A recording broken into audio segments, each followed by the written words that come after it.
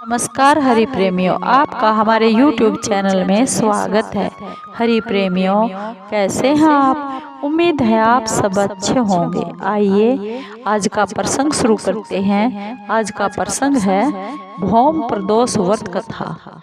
यह एक पौराणिक कथा है। हरि प्रेमियों, उससे पहले अगर आप हमारे चैनल पर नए हैं तो प्लीज़ चैनल को सब्सक्राइब ज़रूर कर लीजिए और बेल आइकॉन को ज़रूर दबा लीजिए ताकि आप तक हमारे सारे नोटिफिकेशन पहुंचते रहे। हरि प्रेमियों, आपका एक भी सब्सक्राइब हमारे लिए बेहद मायने रखता है।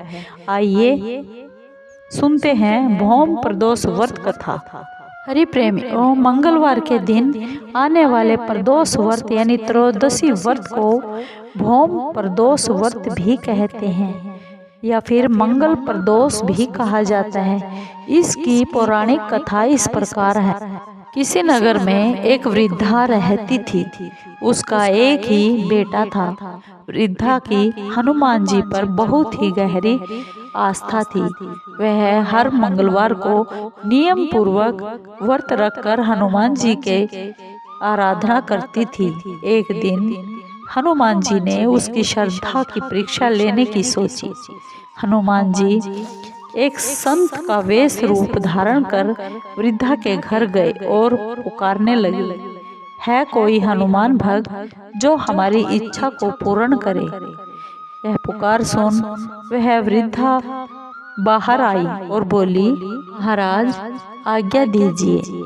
हनुमान वेशधारी वह संत बोले, मैं बहुत भूखा हूँ और भोजन करना चाहता हूँ, तू थोड़ी जमीन लीप दे।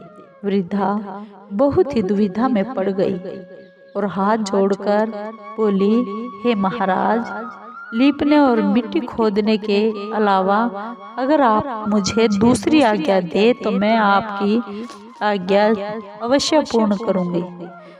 साधु बाबा ने 3 बार प्रतिज्ञा कराने के बाद फिर कहा, तू अपने बेटे को बुला, मैं उसकी पीठ पर आग जलाकर भोजन बनाऊंगा।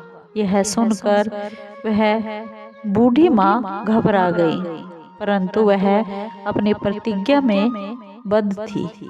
उसने अपने पुत्र को बुलाकर उस संत के सुपुर्द कर दिया।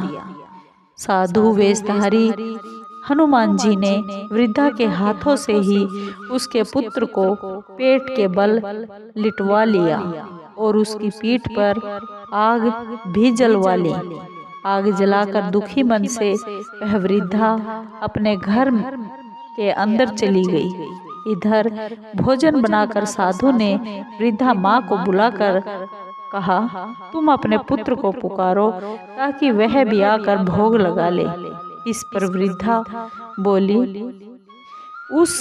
वृद्धा ने अपने बेटे का नाम लेकर, साधु बाबा मुझे कष्ट न पहुंचाओ।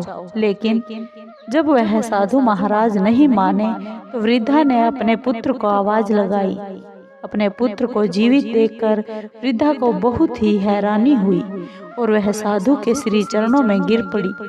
हनुमान जी अपने वास्तविक रूप में प्रकट हो गए और वृद्धा को भक्ति का आशीर्वाद दे दिया।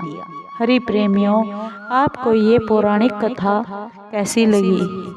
आपको अगर यह कथा अच्छी लगी हो तो प्लीज़ चैनल को सब्सक्राइब कीजिए, लाइक कीजिए, शेयर कीजिए और कमेंट ज़रूर कीजिए। धन्यवाद।